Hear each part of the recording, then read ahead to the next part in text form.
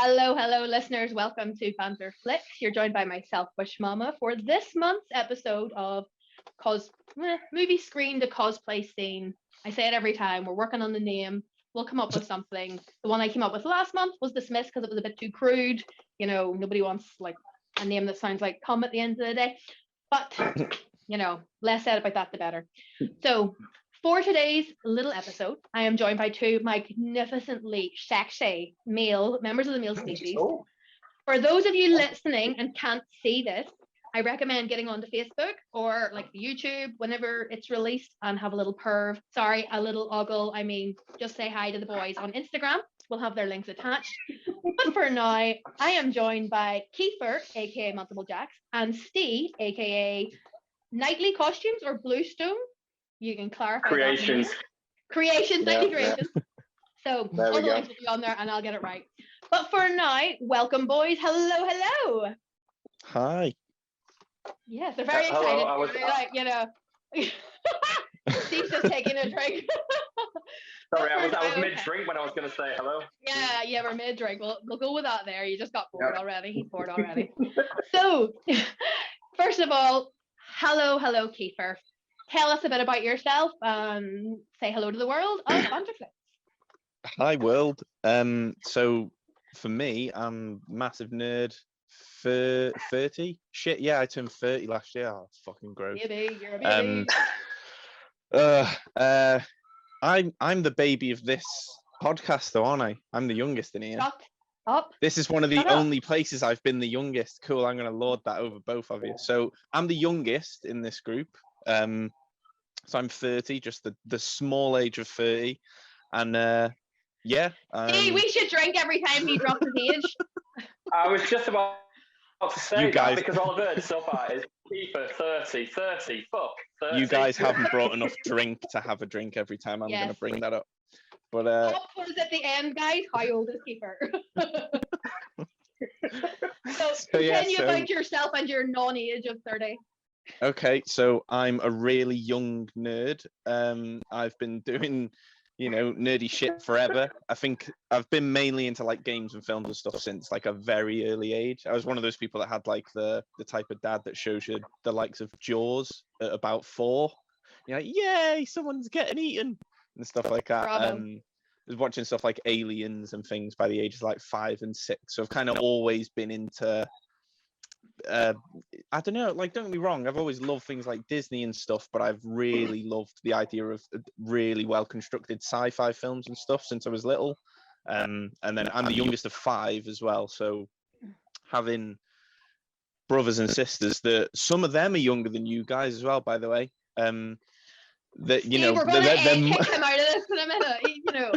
Yeah. they are much. My batch is already going. Yeah. They're much older than me, but they might be around the same age as you guys, maybe a bit younger. Yeah, But possibly. yeah, Really so old, yeah.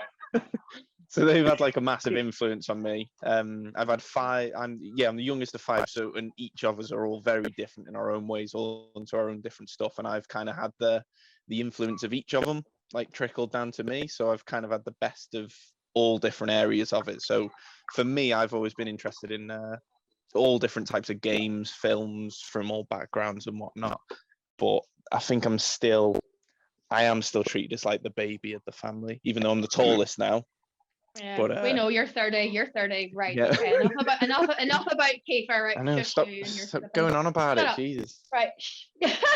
He is good looking to look at, though, ladies and gents. So gotta give him that there. But in time, his crow's feet will kick in, and then he's really nothing to show for it. But the fact that he will no longer be 30, and as of tomorrow, you'll never be as young as you are right now. So deal with that shit.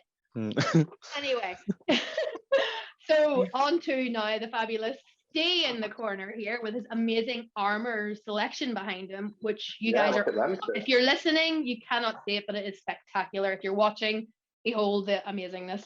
So, Stay, tell us a bit about yourself and how you are also much younger than me. Yes. Well, before I start, let's just say if you can't see the costumes, just close your eyes and imagine them. Just get the flavour in your mouth from just talking. That's what you want to hear. Yeah, it works. It works. You've seen Star Wars. But anyway. What? I'm worried what them costumes taste like if I'm meant to see them in my mouth. They're quite salty, but not in the dirty way. But anyway. But anyway, so my name's Steve. I've got there now. Yeah, yeah. My name on Instagram is Knightley Kreations, not Knightley Bluestones or whatever it was. Yeah, and same as Kiefer, been an absolute massive geek all of my life. Been obsessed with movie props, like lightsabers, even just like all the new Marvel stuff. Just every time you see a trailer or a clip, you just hooked on it, and you're like, I need that in my life. I need to make it. I need to buy it. Anything. It needs to be there. It needs to be possessed by me. And yeah, I've been a massive geek on films, especially horror films. Absolutely obsessed with classic horror films. I mean, the first film I ever actually watched, what scared me, and I only watched it when I was 18, after watching it when I was 5, was Nightmare on Elm Street. Yeah, idea of a man wanted to kill kids in the sleep. Yeah, it's horrible, and that sticks in your head. And not to mention that one of my dad's friends dressed up as Freddy Krueger when I was that age and ran in the house at night. So I always had this irrational fear. Well, it wasn't irrational; it was pretty obvious. It's pretty rational. Yeah, so I watched it, and then I watched it. Yeah, and then I watched it when I was 18. I was like, oh, he's actually quite funny. Him. Yeah, I can appreciate the joke now.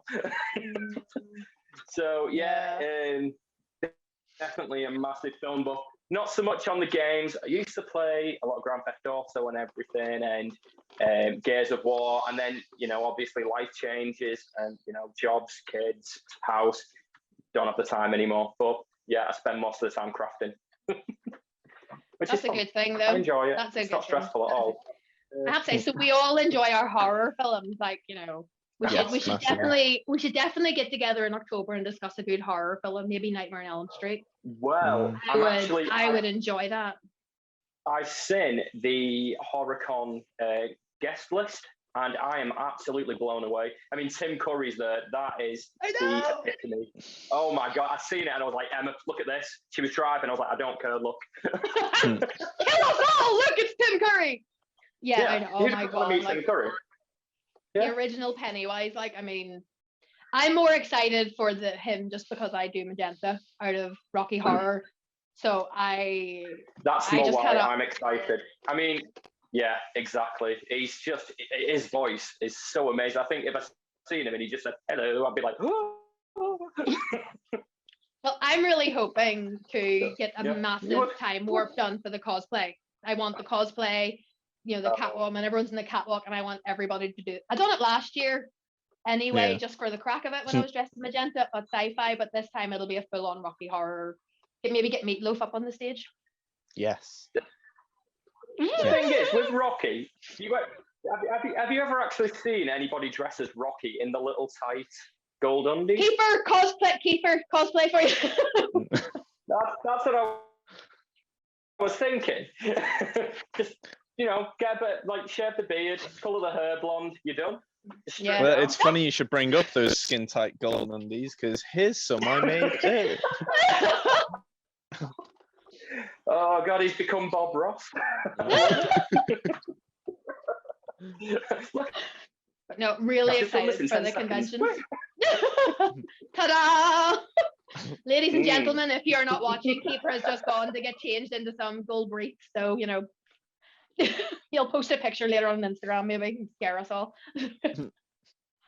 But no, so you're both fabulous cosplayers, and I've had the joy of working with you both a few events now, and I've enjoyed thoroughly watching both of your work and your photographs and all of that. I'm really exceptionally envious because I have no skill in that area, as we all know.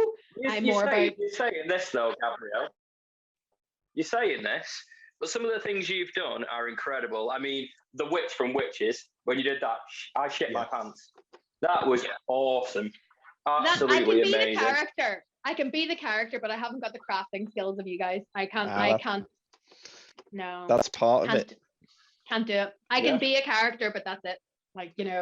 Can't do anything else really. And I can make sure everyone has fun. That's about it.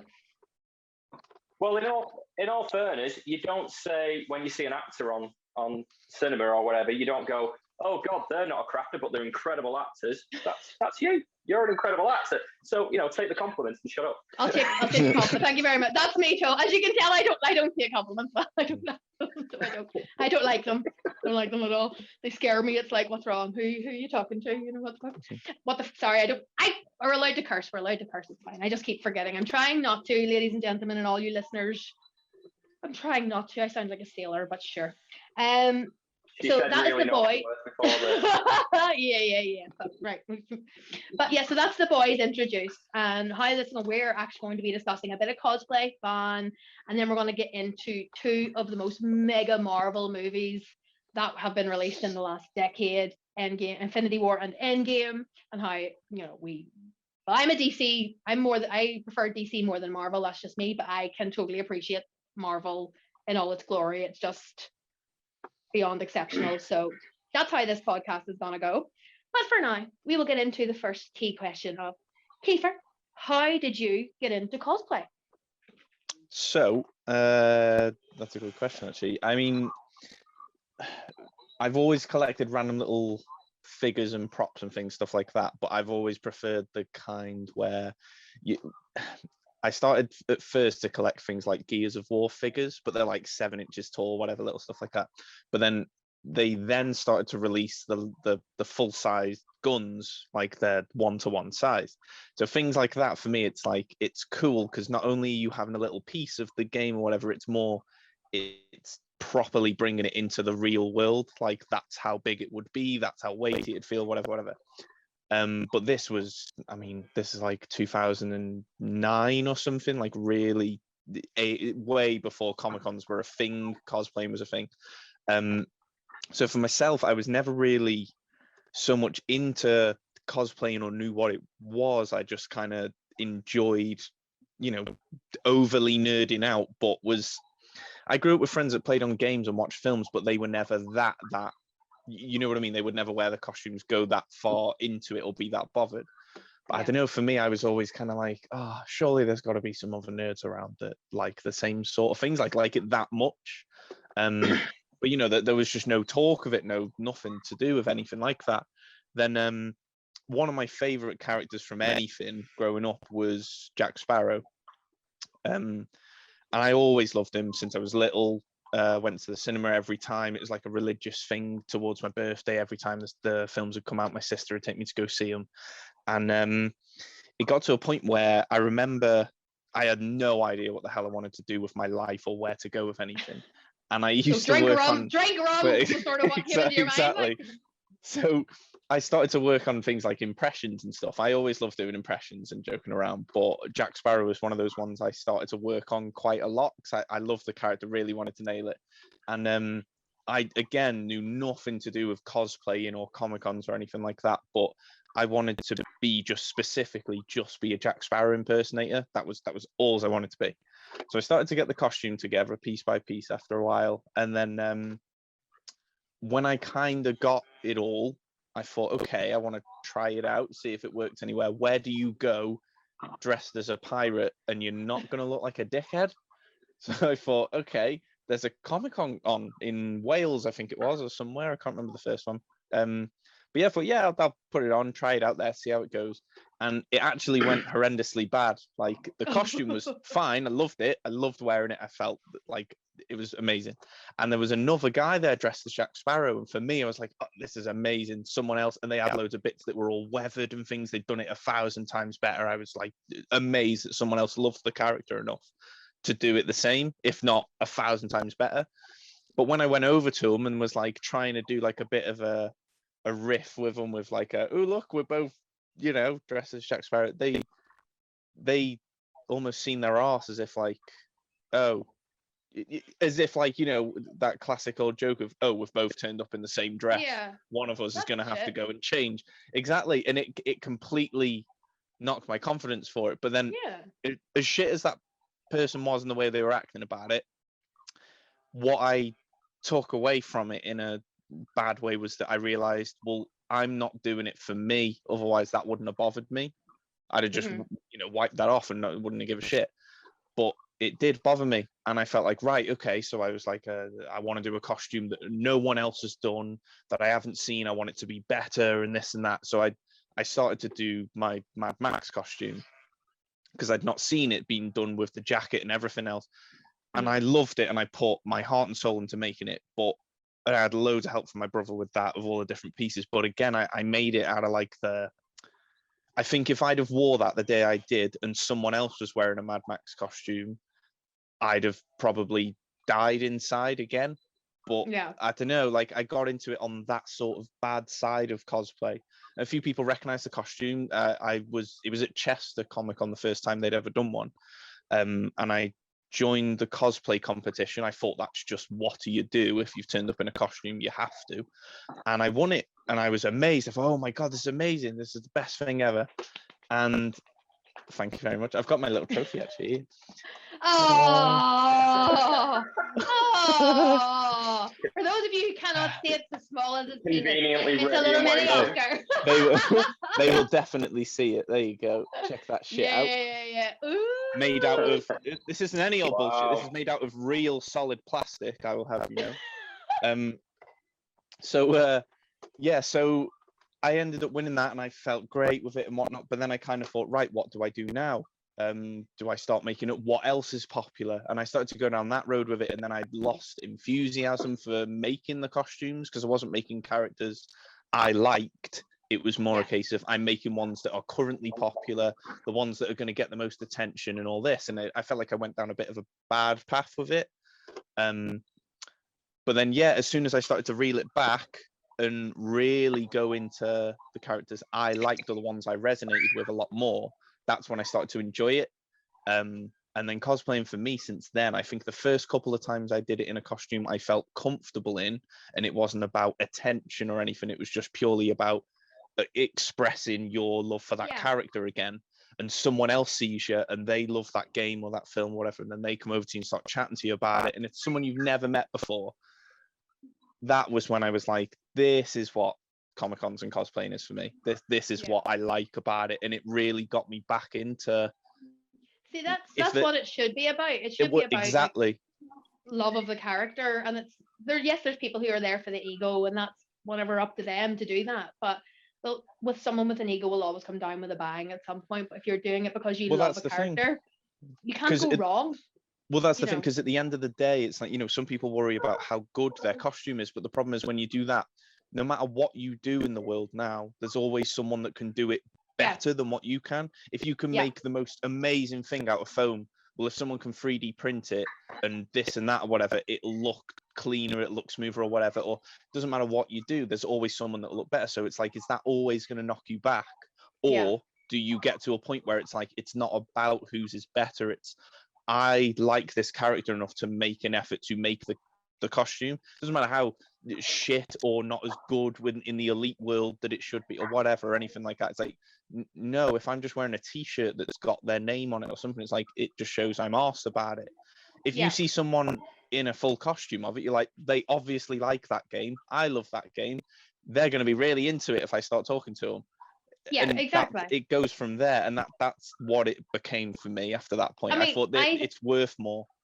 I feel heartbroken for you that your first Jack Sparrow experience was so bad, because to me, when I see Jack, like Merritt is my favorite that I do, and if I came across another Merritt like you, I would be, the banter would have to be back and forth, like. But with Jack Sparrow, he's known for his banter, and he's known for that, exactly. So that I'm really horrified, but there is negativity like that. We've all experienced it, and I don't know whether at least it's yours specific. was the first. At least yours was the first time you were out. Have you had any since that? I think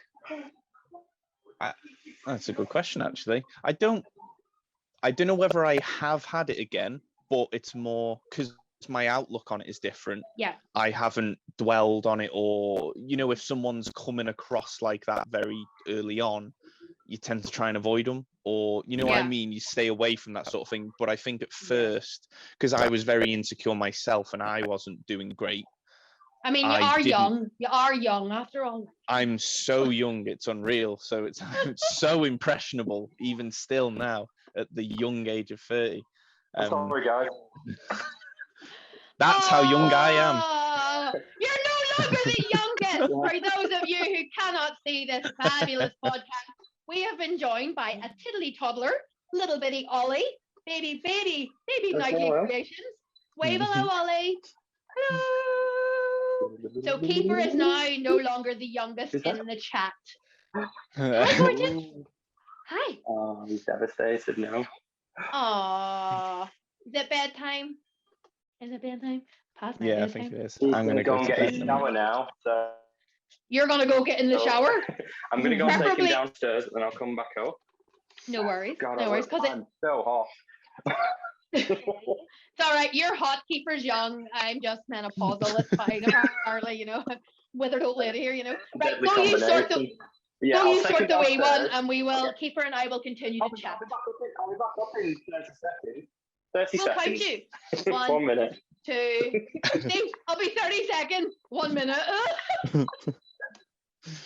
But yeah, so yeah, I don't know whether it was just a case of like I'd avoided a lot of people like that, or just could see them a mile off. And I think my friend group progressively, particularly within the past year, of me, this isn't a case of like being oh, my friend group now is better. It's more I'm better with the friend groups I'm in as well. It's like because I find a lot of people tend to try and do that, as well as in the cosplay world, it's a great escape from the harsh things of the real world, and especially if we all like to delve into games and films, stuff like that. But there's a difference between escaping and enjoying stuff with other people or running away from issues you have in the real life, because after con you do have to come back to the real world.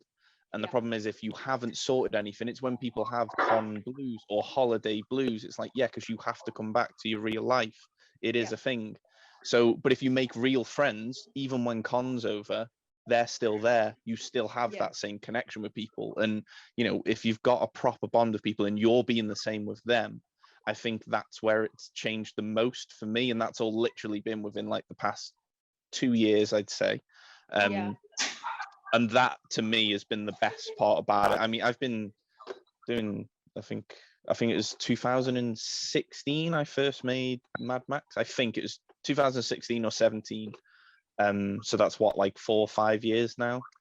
And as I said, within the past year and a half or 2 years is when I've really started to enjoy what it's all about. I've seen it all from afar and seen other people having fun, but I don't know, I felt like I'd been trying to have the same fun that they were, but without realizing that you weren't actually having the fun. Exactly. But it's a case of like, because I see a few other people doing that still now, and it's like, but it gets to the point where you've got to go, is it, at what point throughout this is it my fault that I'm not having the fun? I mean, you're still young. Else's? You're still young, obviously, and you're clearly just learning this stuff. But you will learn as you progress through the years. Friend groups will change. Groups you hang around with will change. You will take something you learned from it and use it as you grow into a person. And this is getting very deep, very, very deep, listeners. But it's a life lesson from me, Wishmamma, listening to Kiefer. You will learn as you grow that not everybody in your life is here to stay, but they're there for a reason, be it a good or bad one. You will learn something from it. Perfect example. Even if it's who you are. It's why me and you like talk as much as we do and stuff over the past, and Steve as well. Exactly. It's literally the reason why I'm in this podcast with you two specifically now is it was like a testament to exactly what I've just said. Yeah. It's and if any of you guys were ever struggling or anything like that, I would love to know that you'd know I was there for you, and it's because I definitely feel like you guys have been over the past couple of years. But as you said, there's people that have been new that have come into stuff and things, and it's like the whole dynamic changes. But as we were saying, the one thing you do take away from every friend group you go into is yourself. So if you never sort out yourself, you're going to keep taking the same issues into every single different. And as I was saying, when I first started, I wasn't happy with myself. So someone else being a bit of an arsehole about being Jack Sparrow is like, that shouldn't have been a big deal. It wouldn't be now. I'd just shrug them off and be nice with the people that are nice, being Jack Sparrow, whatever, they don't care. And there's loads of them as well. But it's just a case of you have to make sure you're okay with yourself when you go in. I'd say it can be daunting and stuff, but I think that's been the biggest the biggest thing for me. And I used Yeah. to be so shy and anxious before going to any of these. And now I'm sat here wasting my Friday chatting to you guys, talking absolute shite. Wasting your Friday! How Wasting dare you? The audacity of it all. I'll remember that the next time I send you a postcard. There you go. wasting my I will useful time. I will be wasting my stamp. You know what? No, Gabby, send him an aggressive postcard. I can't. I would actually panic. I couldn't do it. I'd be like, no. She'd send one that's quite angry. I didn't like how you talk. Please turn over. And it's like, but I'm sorry for saying that. And here you go. Here's it. I'll send it to Steve, and Steve can then forward it on to you with an aggressive message. There you go. That'll be fine. But that's true. Like cosplay, like you said, it takes people out of the real world. You still have to go back to the real world at the end of it all. But it is a nice escape, and it does bring amazing people into your life. Do you know what I mean? If they stay, they stay. They don't, they don't. I mean, like myself and Head Scout, we've been friends for years. There was a time we sort of stopped speaking for no other reason than I was sort of friends with someone who wasn't on the same, who they didn't get along as such. And then just not, because I didn't want to be involved in the drama, I wasn't as good a friend. So I was like, I'll just stop speaking. I'll just not get involved as such. Does that make sense? Yeah. And then we just, Joanne and I are now two closest peas in a wee pod together. And it's amazing how that can, and it was cosplay that brought us to meet these people. Because I'll not lie, my circle was tiny. Tiny before cosplay. I mean, being a peeler, Northern Ireland, like, you can't really talk to a lot of people about it, so it was nice to have cosplay for that. And while escaping into make-believe worlds is good, it's nice to know that on a friendship level, people you've met over the time are there for you, even when the real world shit hits the fan. Well, that's very perfect. As we were saying, I talk to Steve like most days and stuff now, just about random shit. And as I said, if a film trailer or something comes out and he'll get all giddy and get a little boner over it, I'll be like, "Oh, have you seen that bit on so?" And we're just straight away. And it's like, but my friends that I used to know from school and things, they were always more into football and stuff. So I am not getting a boner over the so and so that's just been signed for so and so team. But then, as much as I used to moan about it, but it's also a case of but that for them is their thing of what being nerdy is for me. So it's just a case of, okay, I've got to respect that for them, and then I've got my nerd friends for my nerd shit. And different strokes for different folks with their boners. Every boner needs a different stroke. That's all we gotta say for that one. I'm getting that on a t-shirt. Every scenario. I said that out loud. Oh my god, shoot me now. Oh, right, on That's that an amazing embarrassing. Every scenario needs a boner, definitely. Every boner needs a different stroke for every boner. Oh my god, James, if you're listening to this, we should trademark that and have it on a t-shirt. It'll go along with my t-shirt. Get your drink off the stage before I kick it, or you. That is my other t-shirt I have. I remember you saying that. I actually have that on a t-shirt. Gordon had a t-shirt made with that on it for me. That is so cool. I still have it. So that is Kiefer. Kiefer and I have monopolized the chat a little bit while Steve was dealing with daddy duty. So Steve, we will come to you now, and it is now your turn to tell us, how did you get into cosplay and what has this magical world done for you? Apart from give you a boner every so often. As a very flamboyant boy, I've always wanted to dress up. But no, so yeah, I've always liked the idea of costumes in films, and I always thought like, oh well, people only ever buy them like in shops, and I'd always go, they don't have that same kind of effect as the films. So the first costume I officially tried to make was a war machine from Iron Man 2, and I made the whole thing out of cardboard, and I'll tell you now, it looked terrible. It was awful, but it didn't help that I went for a night out round Preston in it for a fancy dress night, and obviously at that point it was very early stages of Marvel. Nobody really knew what it was, so everyone was going, "Oh, are you a Predator?" It's like, well, I'd rather not be called a Predator on a night out. Yeah. No, I'm not. That's a whole different sort of stroke for people there, like, Yeah, so I'm gonna burn yeah, that. So that was a fun night out. walking around completely solid cardboard, just going, "Can I have a drink, please? Thank you. I'm not a predator." so yeah. So For you, that, for you listeners, he's talking about Predator from the movie. Just to clarify that. Back to your tail there, see. Yeah, I should explain myself every time I speak. But yeah, yeah. So after that, I started making things. So I thought I originally invented that foam was used for costumes because I never knew that anybody else did it because I didn't have Instagram or anything.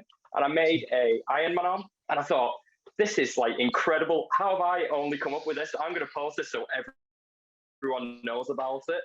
And then my friend told me that there was a Comic-Con in Manchester. I was like, what is it? And he explained everything. I was like, oh, I'll go. With a massive hangover, I went with this Iron Man arm. I'm thinking, oh God, I'm going to look like an absolute idiot. And everyone was dressed up, and I was like, I'm really underdressed. What's going on? And then I looked and I was like, things are made from foam. People have clocked onto this. That's quite cool. Oh, there's you thinking you I'm were not all original ingenious. anymore. I know. Laugh. I know. So naive. Were you yeah, still young so, too? Were you still young too back then? You know. It was way back when I was 29. So it was really long ago. Oh, you were really young then, like super young. Absolutely. Jesus. I know. Hang on. So how old? When were you 20? When were you ago. 29?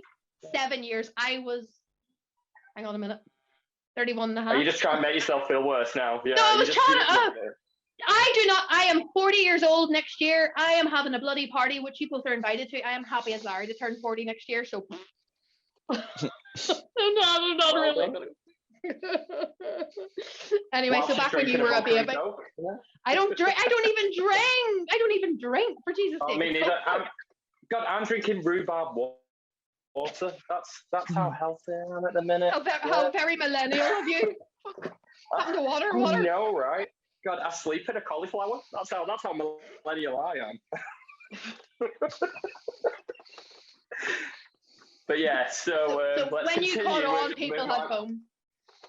Yeah, so once I caught on, then I started to get more creative. Like I only started off with very cheap stuff. I'd always go to Poundland and Home Bargains, and I'd buy like the £3 rolls of floor mats, and I'd just try and be as creative as possible. And then I'd tell other people that you can do it very cheaply, and they started like kind of getting into what I was like. They were buying what you were selling. And then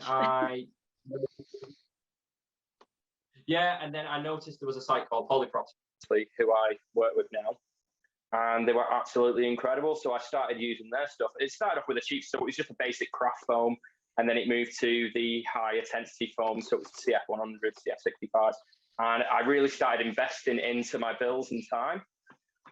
And yeah, it just developed from there, really. So now I try to make screen accurate costumes in a faster time because I like to test myself, see what I can do in an allotted time. So I'll go, oh, that's a new costume in a trailer. I wonder if I can do that before midnight tonight. So I'll work my magic, and if it looks good, and like 99% of the time you do it. Everybody, when you're listening to this, honest to God, check out his page, because see, when Falcon and Winter Soldier was out, like this boyo had like the Falcon Captain America suit created basically before it was even unveiled to the world, and it was just spectacular. Yeah. Well, like, not to blow my own trumpet, but these were both done in one night. Not the same time, not the same night, separate days. That would be daft doing them both in the same night. Jesus. Yeah. That's just silly. Because I haven't made 2 costumes in one day. Yeah. Explain, for those who are listening and not watching the podcast, explain both of the cosplays that are behind you right now and who they are, what they're made of, just so give them a bit of an idea. Okay, so on my left, we have Geralt from the season 2 of The Witcher. So this is new armor, which was, I think, Henry Cavill posted a picture of him in a dark room, and I was like, right, I'm going to make that. And that same night, I literally made it, and I think about 4 a.m, I was like, yeah, here it is, and just posted it, because I was really excited. Because I honestly, I love, I never really played the game. I never really understood it. And then I watched the show and I kind of got more invested. And my partner, Emma, she loves the games. So she started showing me about it. And I was like, wow, it's actually really cool. So, yeah, so I made this. I absolutely love it. But the only problem was I have started to lose a bit of weight. And now my good friend Kiefer is taking this costume from me so I can make a smaller version. Because he's turned into a little machine at the moment, haven't you? Yeah. Yeah. Grrr. Don't blow your own trumpet. Yeah. Yeah. See, that's fine.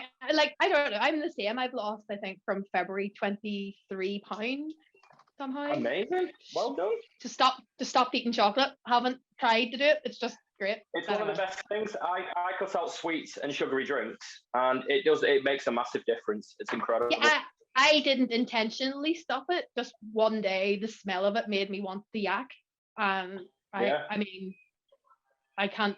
If anyone offered me chocolate, and I'm a chocoholic. Yeah. Like I would melt a large bar of dairy milk and pour cornflakes into it. And most people think make cornflake buns. No. Whilst the chocolate is still a bit warm, I will eat the bowl of cornflakes with said chocolate in it. Very happily. Yeah.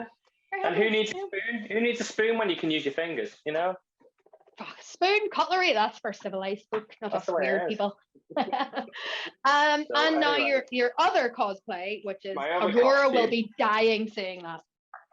So this one is it's not mine. It's a concept art of the Winter Soldier, and I'm very much invested into doing concept arts. So I do love the movie theatrical versions of costumes, but I feel like it kind of gets done quite a lot in the cosplay community. So I like to do something a little bit different that changes it up every now and again.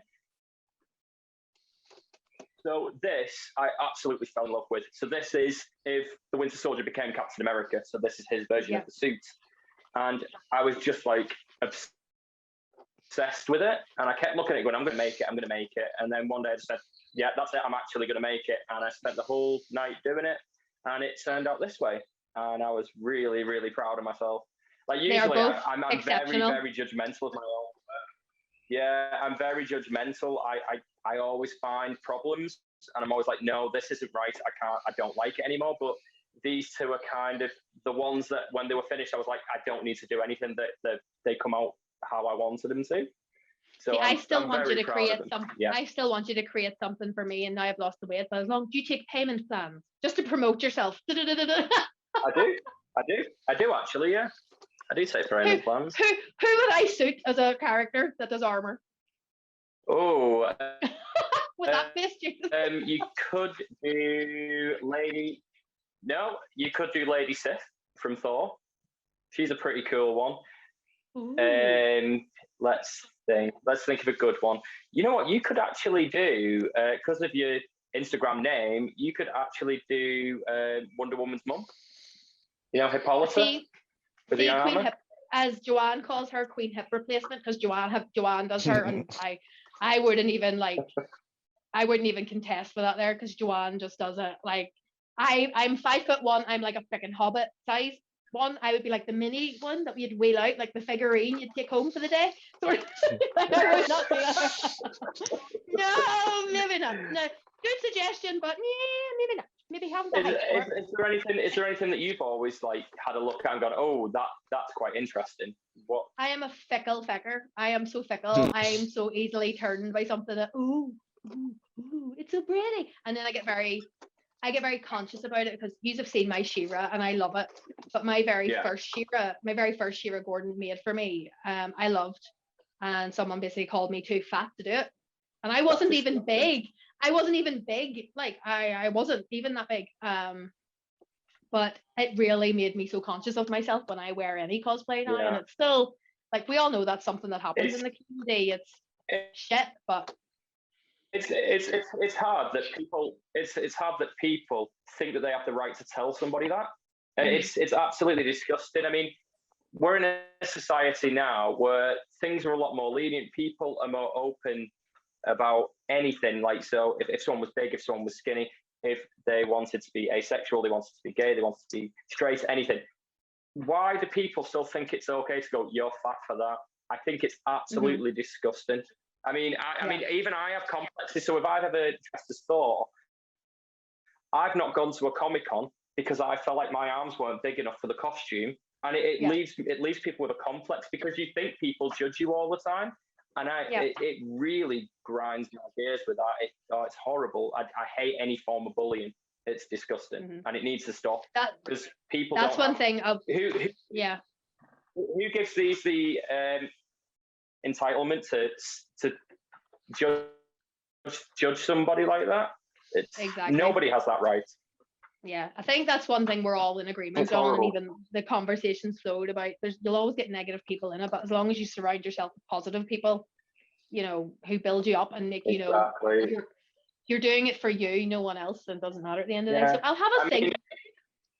Have a think, definitely. If you think about it, obviously, you know, you're just going to message me anyway. So just say, I've got a list. Yeah. Pick one of them, and then I'll just go, okay, random selection. Let's go.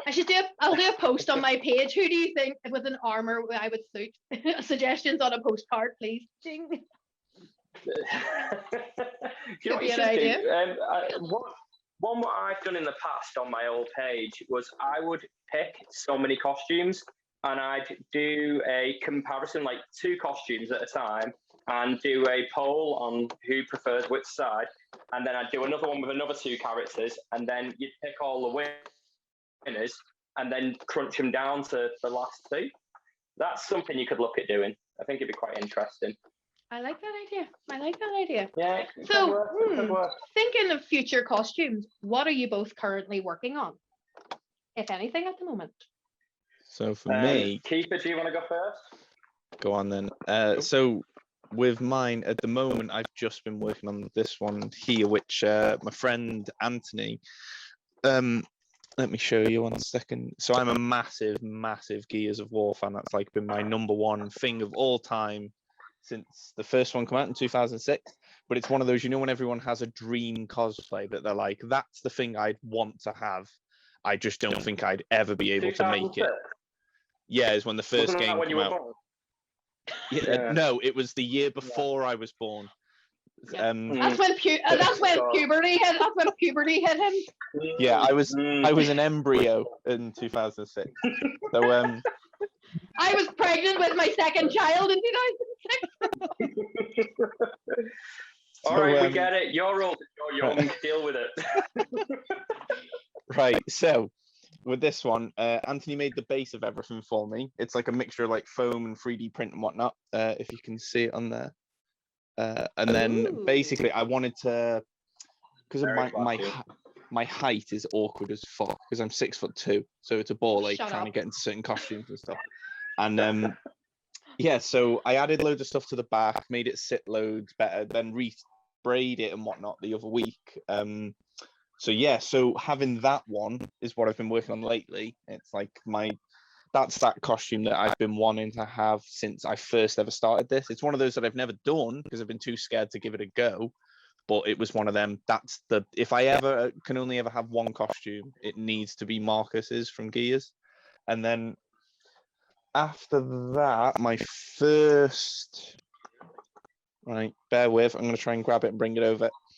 Now, you knew you were on this. Have it ready, like at least, you know, I mean, the preparation, fearlessly. Like, obviously. You know. Amateurs. So we're talking about you, not to you. Well, you can shut up a sec because this bit's all about me. So this is my Geralt armor. It's only the chest piece that's in it at the moment, but this was it's the armor he wears in The Witcher 3. It's all made from real leather with belt buckles and shit. And I love the weathering on the. Yeah.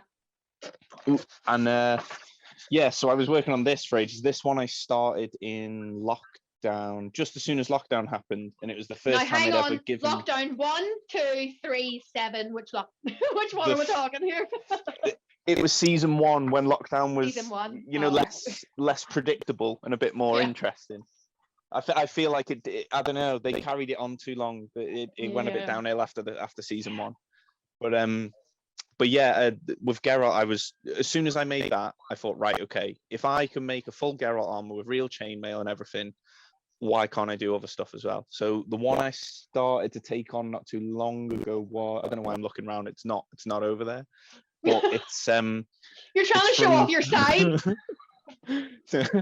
Yeah, my hang on. face. Wait a minute. Oh, I'm waiting on him getting the. There we go. There's the guns. What's over here? No, it's there. I can't do that, as we know. I have chicken arms. So the one I'm working on at the moment is a character from Overwatch called Zarya. She's a huge powerlifter woman.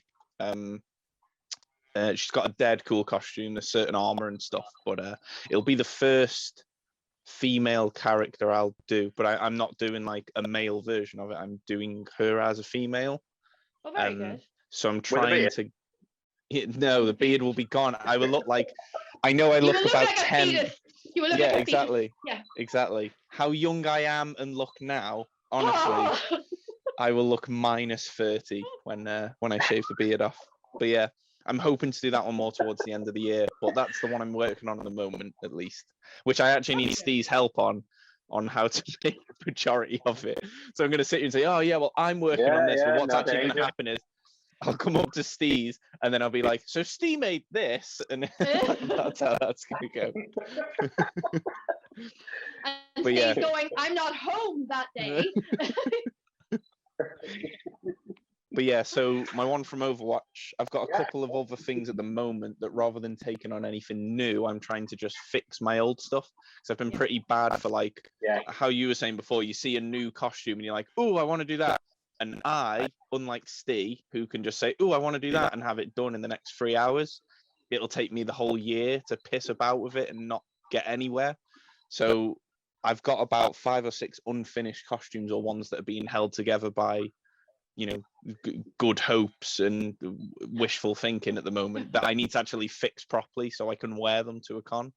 So other than Zarya, there's nothing new that I'm taking on at the moment specifically.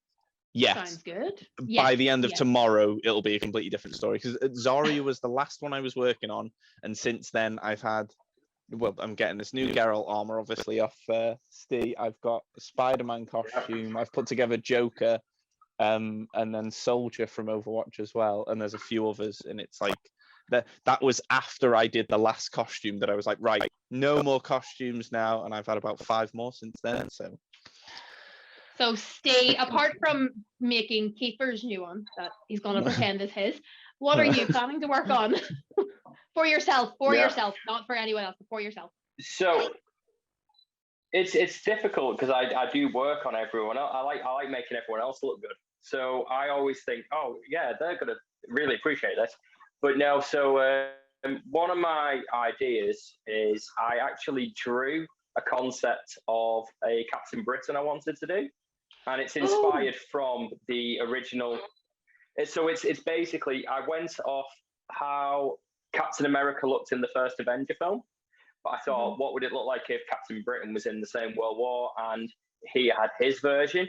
So I've gone with like a paratrooper kind of look, and since I drew it, I've been obsessed with wanting to build it. So that's one of the main ones I want to do. And other than that, I've not really thought about anything else, because obviously I have all the commissions, and then I want to make Emma something nice, obviously after the baby. So we're going over ideas for her. So yeah, that's pretty much it, to be honest. I'm going to be remaking these for myself, just a bit smaller, because not saying that Kiefer's bigger than, like, wider than me, but like I said, he is taller and he is more broad, where I'm a little bit smaller than him. So I need to make it to fit me better. So yeah, I'm sure it'll be exceptional no matter what it is anyway, because the cosplay you do are amazing. And honestly, listeners and viewers, whenever this is over, follow their links and check them out and follow them on Instagram, because their stuff's amazing, really, genuinely. So highly recommend, go check them out. And I couldn't speak highly enough of these boys. And we both always respond to messages. We're not ignorant. Yeah, Steve'll have his new iterations of those made by tomorrow morning anyway. So yeah, by always reply, you mean you've got like one of them auto response that comes to you. We will get back to you. We have Yes, received this will be message. ready by Thank you. tomorrow.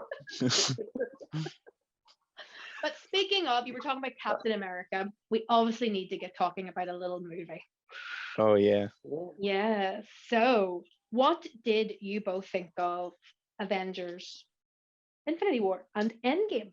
How did you Um, feel about the whole film?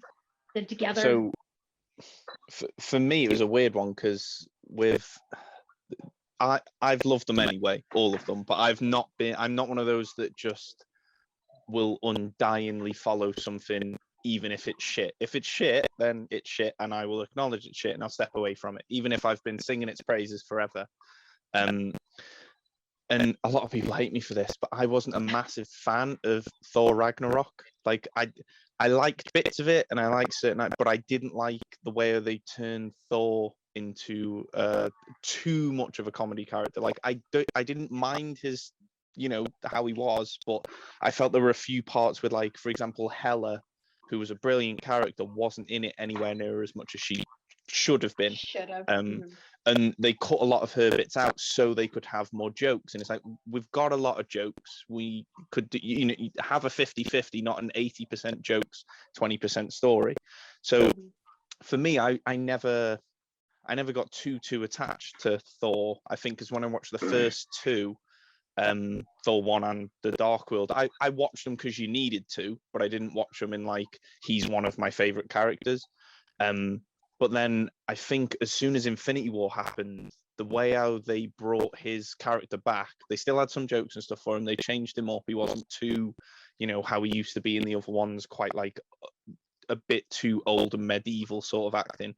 The way how his character development had been, and it made such an arc for everything he'd been through in Infinity War alone. It felt like such a, like Thanos. It felt like Infinity War was a Thanos movie. Like it was a film about him, and then it had it.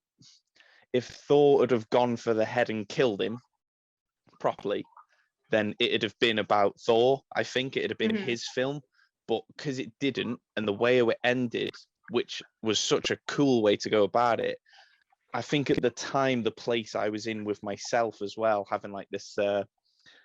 Always feeling like I need to be someone, like I'm trying to be someone I'm not, but I'm trying to live up to other people's expectations. The way how Thor had been doing that for so long, and then it all crashed in on him, and now he was just lost and had done this thing for revenge to get someone back, but at the cost of everyone else. It was it proper blew me away. Like I was so attached to him from that point onwards. And then obviously we all had to wait for the massive gap to get to Endgame, which, was horrible. But the way how he was in Endgame at first, I remember watching it and thinking, oh no, they're going to turn it into just a joke. And don't get me wrong, there were funny bits and stuff that, because of the way how he is and stuff, he's proper down on his look and his appearance has changed and stuff. And it's a weird one because a lot of people didn't like, they treated it as though it was about like fat shaming and bad and stuff and things like that, which at first I did agree with, but the thing is that people, I think, were looking at Thor's character development in that as too much of a projection of themselves, and what they should have been doing is looking at, no, what does Thor stand for? What has he always stood for? And if he can get to this point where he is out of shape and stuff like that, it's not saying being out of shape is bad. Look, Thor's a bad person out of shape. It's like, no. Thor's never been like that. So for him to be at this point, you would know that there's something up with that guy. Yeah. And so it was a case of, right, this is the most easiest way we can show you this guy's not doing okay. Exactly. And it did such a good show of, I think that there's a certain bit in it where I completely missed it when it was in the cinema because there were so many people talking and laughing at some of the jokes. But there's the bit where where they're doing the time heist and they go to get the ether, and Rocket turns up and says, right, we've got to go. And he's had the chat with his mum. And just before they go, he holds out his hand and he's like, oh, wait. And when he grabs that hammer, like he's got teary eyes and everything. And it's like, the fact that it's just that little confirmation of, yeah, you're still worthy. It doesn't matter what shape you're in. It doesn't matter what you've been through. It's not about who you thought you're supposed to be, how his mum says. It's about what you can be, or trying to be the person that you are rather than who you think you're supposed to be. Stop trying to live up to other people's expectations. As long as you're okay with yourself, you can be worthy of your own standard. And that, for me, was such a big deal. I think the time that film come out as well, and things I'd been through at that time, was such a, you know, when you watch a film or something that's got a message and it is perfect for, or you listen to a song and it resonates because it is exactly, the lyrics of that song is exactly what you're going through at that time. That's exactly what that was for me. So for him to come back from that, or at least now he's starting this journey to come back from it, was such a big deal for me. I mean, obviously, I didn't watch it again for ages, Endgame. I felt like I'd watched it and that was it. It was almost like I was scared to watch it again, because I was like, I don't want it to properly be over. It's been too big a deal. But now, honestly, I watched them all. I think I've watched them all through about 4 times in a row since Endgame. And every single time in Endgame, there's certain bits that make me cry. And it's not just people dying. No, I would agree. I'd be the same. Like, there's so many bits that are just emotional. It's just for different too reasons. It's too epic. And it's weird, because I was talking about this the other day. I was thinking, you know, when you get Oscars for films like amazing performances and stuff like that, and it's a strange one because you wouldn't, there's a lot of good acting obviously in the Avengers films and stuff, but there's so many people that I don't think everyone gets the type of acting parts that they could, the chance to really shine on what they would do in, like, say, for example, Joker, or something that's really in depth to someone's character. So there's not really many chances for someone to get an Oscar, so to speak, but it should get some kind of award for putting that much into one film after making a story of over 10 years with all these massive actors. That's never been done before. And for it to not feel like, you know, obviously some of them didn't get more time than others and things like that, but fuck me, it's pretty epic though, isn't it? Every time you watch it, the Thor scene, I cried like a baby, like, because it's like, you say everything resonates with someone when you watch it, and it is, people go through different shit, and then you're still you at the end of the day. You're just a different version of, like we were talking at the beginning, how people, friendship groups change and things evolve, and you always take something out of a situation, but you're still ultimately you and who you are. And I think that's what Thor epitomized whenever he got that hammer back in his hand, like, so brilliant. Which, and you know, obviously you get certain parts like Captain America picking up Mjolnir is one of the coolest things that has ever. I was one of them people. Yeah. Gordon was like, "Oh my fucking god, shut up, woman! No, you don't understand." Certain bits like that, and then, you know, I mean, the bit with Peggy as well at the end when they're dancing, that kills me every time. Even on the point at the end after the film's finished, there's certain music on. It's called on the album Main on End, and it's going through all the actors' names and their characters and stuff, and then it gets to the original Avengers. And when that music kicks in on there, I can't help but cry every time on it. And obviously at the end, when it's the massive crescendo of that song, it's got Robert Downey Jr., it absolutely kills me. But yeah, it is such an emotional roller coaster for so many people's arcs to be finished and done so well. And as I said, for certain characters like Thor, I'd never really been that interested in beforehand, for 2 films to make such a big impact on certain characters, to loop them all round. And technically, I mean, we haven't really seen anything of Thanos until those 2 films. And in the second film, you only see the Thanos that we've known for a couple of minutes at most. So for us to care about him that much and have such a big deal about him, and he's technically only been in 1 film, that's some genius filmmaking, regardless of whether you're not into it or you're not that bothered about superheroes, whatever. It's like, you can't deny it's got some pretty amazing, it's done something well. It deserves some kind of acknowledgement in cinema history. Most definitely. I think that's the reason I actually love Thanos as a villain, because he believes he's doing what's good for everybody. And it is a shame, because he genuinely thinks he's helping. Like when he destroyed half of Gamora's race, and he said to her, like, well, Oh. look at them now. Nobody's starving. Everybody lives happily. He's like, I did them. And he's like, yes, I don't like that I'm doing it, but I'm the only one who has the guts to actually do it.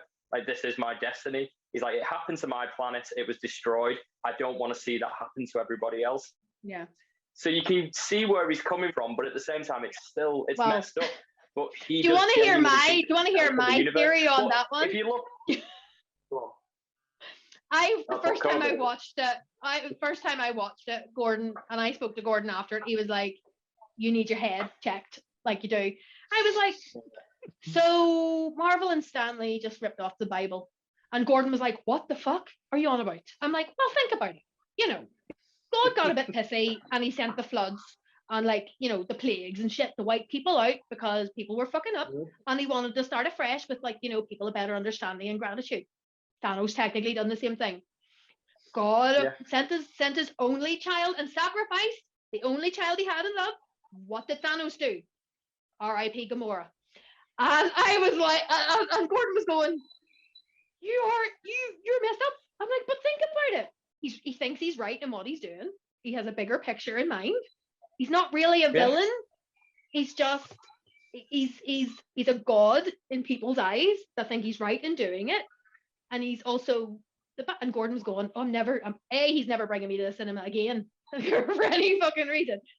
But that was my theory. I was like, Stanley totally ripped off the fucking Bible. What the fuck? So that's my. But you've got to think as well. Well, you're saying all this about him doing this, like, you know, just like God. And at the start of Endgame, when they're all talking about the world, they're going, oh, well, the oceans are cleaner because there's no boats out there anymore. They've got whales coming into the harbour, what has never happened. And there's all these things that are actually better, but obviously because so many people have gone, that's what they're missing. And I completely get it, because you don't want to lose anybody.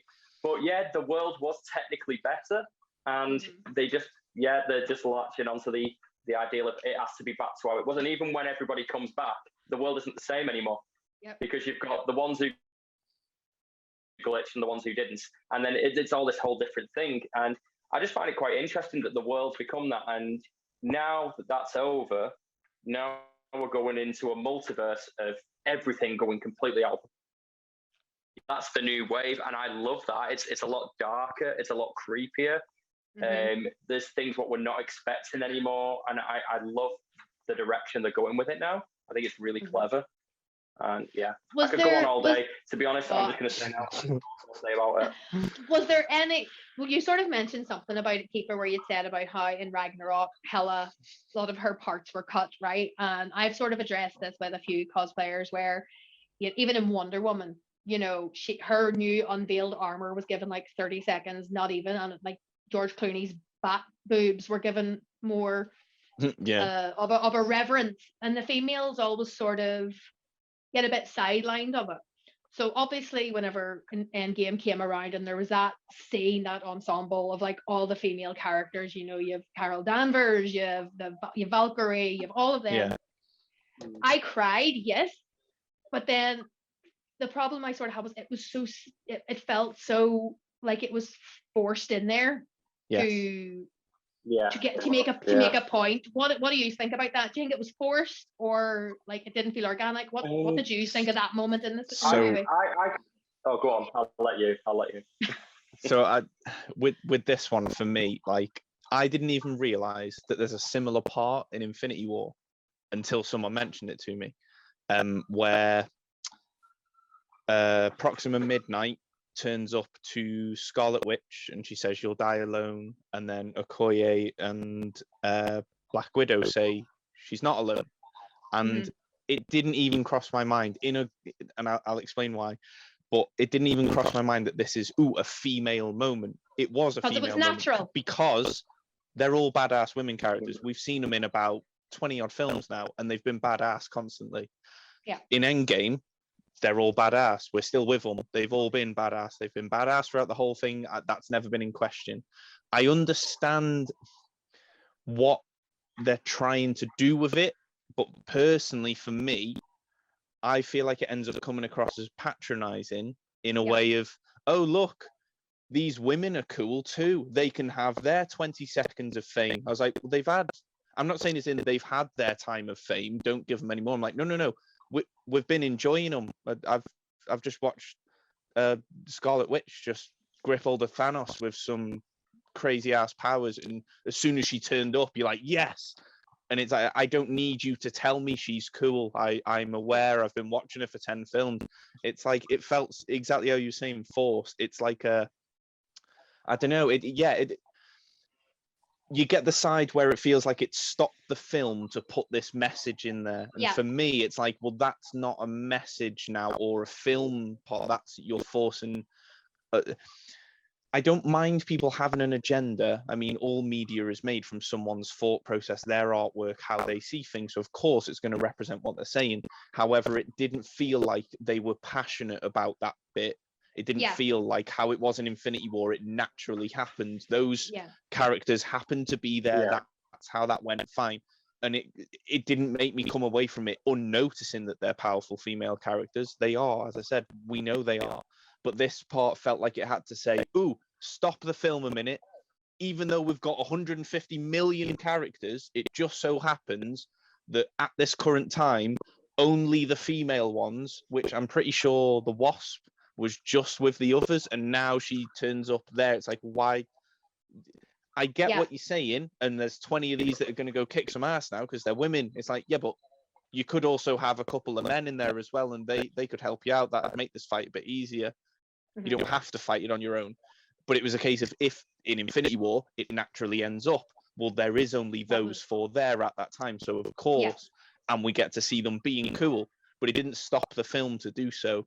Yeah. Whereas I thought Endgame, it was like, we have to tick off the empowered women moment. And it's like, well, I mean, even if they were empowered anyway. You know the part with Spider-Man where he's swinging along and he gives it to Carol Danvers and it's all to get to. If they had done that as an entirely female, no need for Spider-Man, but it would keep it exactly. Yeah. Because the thing is that they do that, and he does give it to Valkyrie and whatever, and then he's the one that crumbles on the floor, and Carol turns up, and she's already done her badass bit. She takes out the whole, you know what I mean? And everything else, it felt very. The way it felt was the characters that they are, them to all be formed in that line is purely so you can put your tick on a sheet to say, we're trying to please people that want to say women are empowered. And it's, as I said, it's like, fine, we do want women to feel empowered, but when you do it in a patronizing way like that, it's more of you're having to let them have their 10 seconds of fame. It's like, well, we were happy for them to have an hour of fame because they're cool. We know that. I want to see it. Just let them get on with being cool. Yeah, I'm enjoying it. Don't stop the film to tell me and remind me, oh, these are cool, by the way. It's like, yeah, I know. I stop stopping my film. I want to watch them carry on being cool. Because the worst part is, after that scene happens, it doesn't lead into anything. It's not like they all do something amazingly badass. They all just stand there in a row and then they just kind of rejoin the fight again. It's like, okay, so you literally just stop to say, look at the women we have. They're cool, aren't they? It's remember Saved by the Bell? Remember? Oh, you're probably too young, but Saved by the Bell. No, I know Saved by the Bell. Zach Morris done time out. Yes, exactly. And time in, and then back. Exactly. And it's like, to do that at a point where you've got like 100 characters that we've all been waiting to see, to remind us that 50% of these are cool, by the way. It's like, yeah, we know. You don't have to remind us. If you've made a good enough if you have to remind us that these characters are cool, that's on you for not showing that they're cool throughout your films. So all you're doing by needing to put that scene in is saying you haven't done a good enough job setting up female characters in your films, or you've already done that in your films and made them seem badass, so this is unwarranted. So either way, it feels so empty and like such a tick sheet moment that it meant nothing for me. It felt like it did more of a disservice to what it did them coming across as cool, personally. It did. What about you, Steve? What did you think of it? You know what? Yeah, he's hit the nail on the head, to be honest. I mean, it did seem very forced. It was kind of cheesy in a way, because, like you say, you have all these incredible characters. You have Scarlet Witch, who single-handedly took on Thanos, and she could have killed him on her own, So she didn't need to be with this group of people. She can do it all on her own. She can create her own universe, for God's sake. And then you have Carol Danvers, who Thanos tries to butter at the end, and she just looks at him like, "What was that?" You know, it's little things like this, and it's like, yeah, what was the point in these being in a little line to help Spider-Man? Like, oh, it's a little boy. All the mums are going to come over and help you out, and it's like, yeah, that's all it is. It's just like a mum's corner, isn't it? Oh, there's the kid. Let's go sort him out. Well, that's what you have. And it was because, like, just before this, like Kiefer said, you have Evangeline Lilly as Wasp. She was stood next to Paul Rudd. So why would she just fly, turn really small, fly all the way over to them and go, I'm here now, yay. It's there's no point. There's no point because, they do move the Infinity Gauntlet away. But once that happens, you don't see anything of them. It's just, yes, I get what they're doing. It's a moment for women to go, oh, this is incredible. And maybe they're speaking out to people like cosplayers going, why don't we recreate this shoot? We can all get this done. I mean, I know it's not, but, you know, cosplayers will think like that. You know, everyone wants I'll not lie. I cried at that scene. I will not lie, I cried at that scene, but then, like, it did feel, once you take away from, you know, the film, obviously it takes you, like, a wee while to, like, digest everything you've seen, because it's like, it's just so much. It's like when you first watch something, everything's incredible, isn't it? Because you're like, oh god, that's amazing. And then when you break it down, you're like, oh, actually, it's not got the hype I expected now. The second time.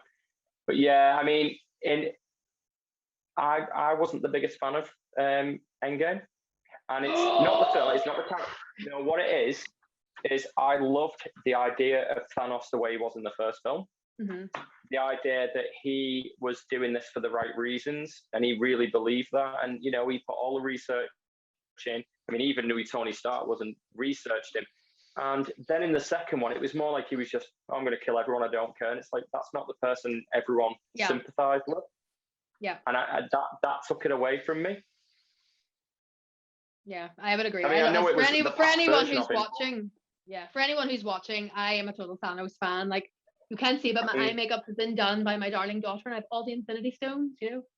Team Thanos all the way. Like, okay, maybe, wouldn't have fancied to have been part of the snap, like, but, you know, I get what he had in his wee mind. But the thing is, he wasn't reckless. He wasn't. Yeah. He always had everything figured out. And when someone asked him why, he always had a very valid reason why he was doing it. Like I said, everyone has different opinions, and he really believed that what he was doing was right. And it just took it away in Endgame that he was he just become a bad guy, and I didn't like that. Yeah. Well, kind of irritated me, to be honest. I will say they were amazing films, but you talk about emotional stuff, right? I'll get to a conspiracy theory, a theory that sort of Aurora, you know, because Aurora is a Marvel fanatic. Like, I mean, she would school all of us. She is ridiculous about it. But she was like, Mummy. Now, let me know what you think about this theory. Yeah. Do you know the way Steve Rogers took the time stone and went back to, like, you know, put the stones back where they were meant to go back to? Yeah. Right. In every Marvel movie, we have the obvious epic cameo by Stan Lee. May he rest in peace. Yeah. Have you heard, what do you think of the theory that Stan Lee was technically, in a way, Steve Rogers checking in on all his friends through the timeline to make sure they were okay before he passed off the shield? It would be fun. It would be fun because, I mean, he was the original Avenger. He was indeed, and it would be great. But, you know, if he did, it would be nice if they reshot the scenes but put Steve as Old Man Steve in there. I think that would be interesting. I mean, it's probably not going to happen. No, I would think the opposite. Put Stan Lee's face on old Steve. You think? Think about it, because he's been there through the past timelines, checking in on people the whole time, the whole way through it. Yeah. The only Avenger who went back through the whole, that we know went back as far as, like, you know, the 40s with Stark and stuff, was Rogers putting all the stuff back. So that would be a nice wee. It would. However, I think the only issue you'd have with it is that then you'd have to take away, if you were to put Old Man Steve on all of his faces, then you're taking out all of Stan Lee's sections. Or if you do it vice versa, then you're not acknowledging that well, Old Man Steve was Steve Rogers throughout the Yeah. whole thing. As an I think emotional, it's one of them. emotional theory, how did this Yes, it's nice. It is. Yes. I think if you could put it in that, yeah, how you were saying, because he obviously seems to be at all those key moments and all those key places at these very key times. It is cool. I think if you could say that without interrupting any of the story that exists so far and not interrupting the story any further, so it doesn't turn into, okay, well, why is he not in the next ones? You know what I mean? Because obviously he's no longer with us, so you can't do that. But if they could do it as like a little, actually, it makes no impact on the story. It's a nice little, nice little love letter to add into it, as well as all of the cameos as well. Yeah, that would be cool. It would be a really nice thing to add in. But I think it's one of them. Yeah. But I think it's one of them. If there was the chance of it kind of potentially tripping up the later story in any way, then it's a case of, well, we've give him the cameos as the nod. Yeah. So to further try and push it and potentially trip something up, then might not be worth that extra nod. But if you could and it wouldn't be an issue, yeah, I'd be all for it. It'd be nice. Aurora told me that theory, and she was a hysterical wreck. I mean, she was crying about it. She was like, "Oh my god, mommy, it was Old Man Steve the whole time." And I'm like, "Oh my god, my child." I'm really sorry. Weird. My battery is ridiculously low, so I'm gonna have to go, which is a bit of a problem. I'm really sorry. Well, is it quick enough that we can do a very quick fun quiz? Absolutely. Quick. Right. Okay. Now, this one is, we'll just go this one. Kiefer and I will do the other one, which gives a bit more thought. But this one here is a DC versus Marvel, right? So who would win in a fight between these people? Poison Ivy versus Agatha. Agatha. Come on, Kiefer, who? Oh, Agatha, 100%. Yeah, definitely. Batman. Iron Man. Oh. Iron Man. Have to go with, Iron Man. Iron Man. Well, who do you say Iron Man as well, Steve? Okay. Yeah. Wonder Woman, Captain Marvel. Captain Marvel. Yeah, Captain Marvel. Okay. Superman or Thor? Oh. Superman. Oh, I'd go with Thor. Okay. I'd have to. Aquaman or Captain America? Captain America. Yeah, Captain America. Fight him on land. You Okay. can't do too much then. Flash or Spider-Man? Flash. Yeah, Flash would win, but I prefer Spider-Man personally. Enchantress or Wanda? Wanda. Yeah, Wanda. Okay. Deadshot or Hawkeye? Hawkeye. Deadshot. Okay. Harley Quinn or Black Widow? Harley Quinn. Black Widow.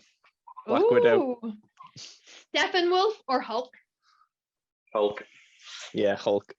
Okay. Darkseid or Thanos? Ooh. Darkseid.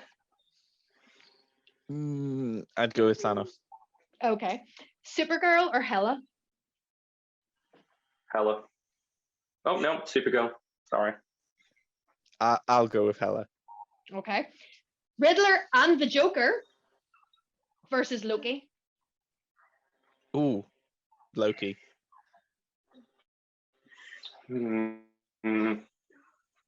Loki. Yeah. Okay. Now, totally random ones, nothing to do with Marvel or DC. Scorpio versus Sub-Zero. Sub-Zero. Yeah, Sub-Zero. Okay. And then Magneto or Professor X. It depends if he has his helmet on, but I'd say Magneto. Yeah, Magneto. Magneto. Well, that's all for the verses. So it's very versatile as to who, but were they challenging? Did they make you think? Yes. No, not me. That was a perfect example of me basically saying it made me think, so I copied a lot of Steve's answers. So he just knew straight away. Okay, well, the last wee thing, I'll be so quick, Steve, because I know you're looking away here. Would you rather be an Avenger or a Guardian of the Galaxy? Avenger, Go on, Kiefer. definitely. Avenger. Okay. Team Cap or Iron Man? Team Iron Man, Cat. hands down. Okay. Loser. Would you rather have Mjolnir, which name I can't say, or Cap Shield? Mjolnir. Ooh, Mjolnir. Yeah. Okay. Would you rather fight Thanos or Baby Groot? Oh, Baby Groot. Very good. Okay. I would sooner fight Thanos because Baby Groot would fuck you up. He would like put like he would like give you a perpetual COVID test up the nose with those little four. Would you rather live for 5 years or came back after the snap? Came back after the snap. No grief. Just literally woke up. Oh, Because yeah. you just go sleep. It's literally you close your eyes and wake back up. That's it. I'm Oh, gonna that's say Kiefer will agree with you. Kiefer's gonna agree. it's a tough one. It's a tough one because you'd come back and you'd have no idea what's happened within that 5 years. You'd think everything's going to be back to normal, and it wouldn't be. But then you would Whereas at still be least if only you would still only be 30. yeah, I'd still be a child. Yeah, I would say I'd rather stay. I'd rather be there and wait for the 5 years. You'd be the nosy bollocks. Yeah, That's get a fine. bit older. Okay. Now finally, if you could have any one Infinity Stone, what one would it be? Oh,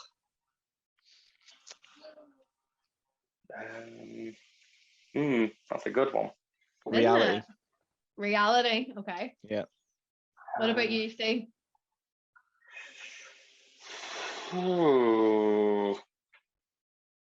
Probably mind.